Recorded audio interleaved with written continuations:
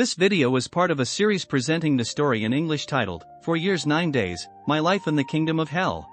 Designed for English-speaking audiences, this English rendition is a translated adaptation of the original Khmer poem.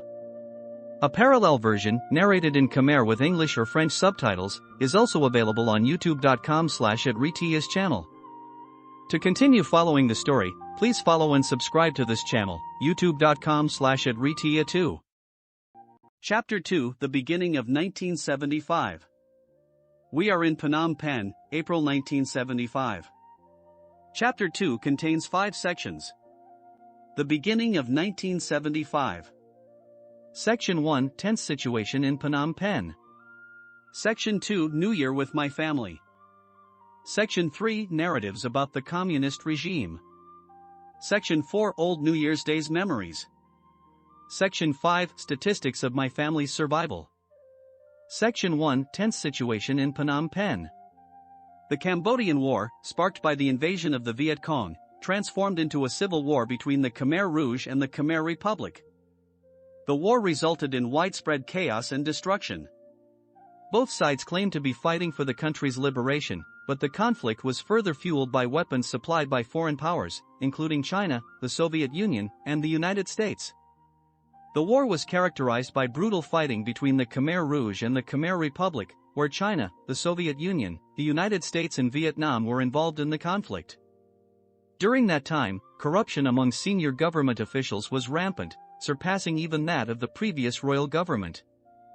The war, which lasted for 5 years, resulted in many casualties when it ended in 1975. The war had a devastating impact on the country's infrastructure and economy. Communications and transportation between provinces were cut off, making travel by plane the safer option. Inflation was out of control, and prices for goods were skyrocketing.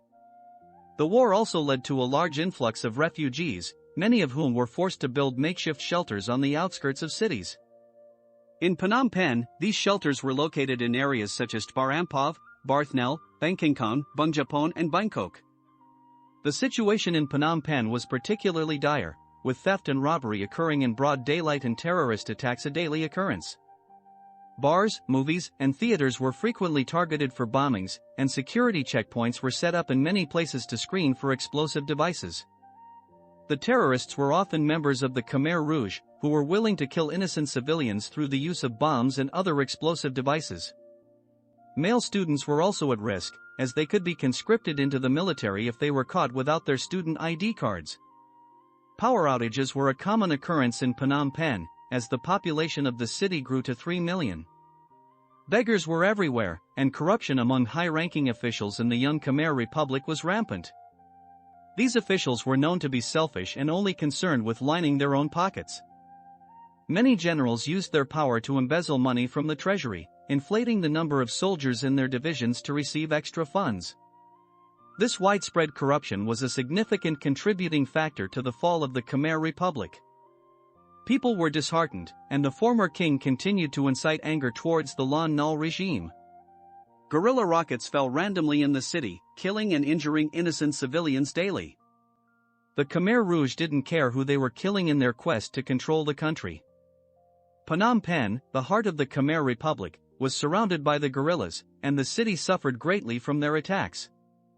On the political front, the US was preparing to withdraw its troops from Vietnam and as a result, was also planning to cut off military aid to Cambodia.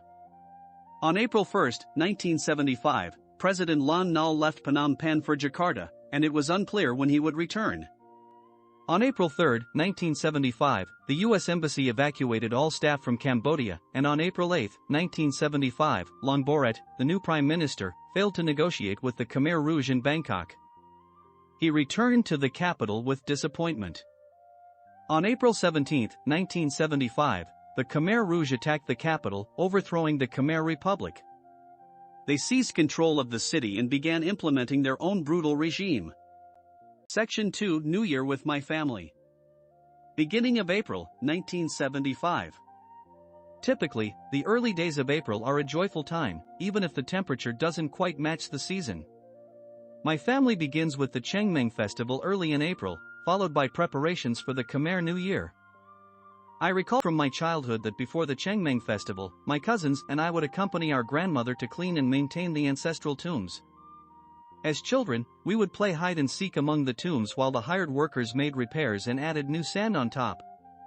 In the coming days, it was customary for everyone in the family to visit the tombs to pay respects to our ancestors. It was a happy time for me as a child. In the following weeks, my grandmother would be busy preparing for the Khmer New Year celebration with the whole family. But this year is unusual.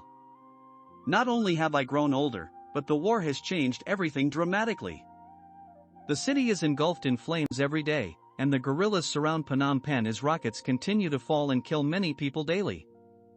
Due to the insecurity, this year we are unable to go to our ancestral tombs or to the Baekchan temple to celebrate the Khmer New Year.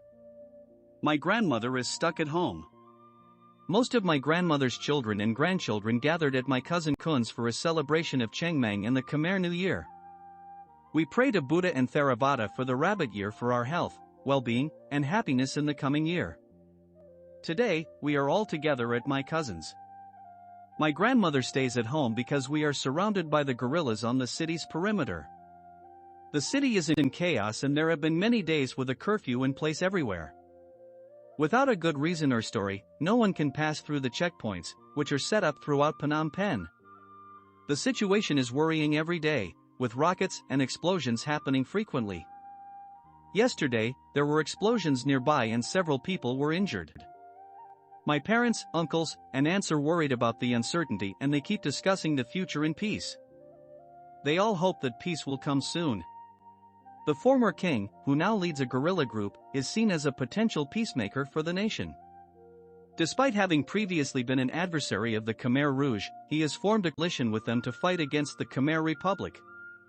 It is believed that the king will not permit his country to become communist. Section 3: Narratives about the communist regime. My uncle Pak is deeply concerned about the potential spread of communism in our country. He has seen firsthand the suffering caused by this political ideology during a trip to China, where he witnessed the impact of the Cultural Revolution on people's lives and the lack of food in communities he visited. He shared that in a communist regime, private property does not exist, leading to dire consequences like famine, as he saw in China. He recounted how people were unhappy and the collective concept did not improve their daily lives. After we finished eating, there were kids in the neighborhood who ran up and licked the plates, he said, describing the dire situation. It was hard to believe his story, but it was a vivid reminder of the potential dangers of communism. He went on to say that in a communist country, the leaders amass all the wealth while the common people own nothing. He also observed that citizens are unable to criticize the regime and saw firsthand the extreme poverty and hunger caused by this kind of political system, which he saw around 10 years ago. He is troubled by the possibility that the guerrilla group Khmer Rouge may have embraced communist ideology, stating, "You can't criticize those in power." The situation in 1975 is worrisome. However, many political analysts argue that Cambodia's path to communism is unlikely due to the former king's influence within the guerrilla leadership.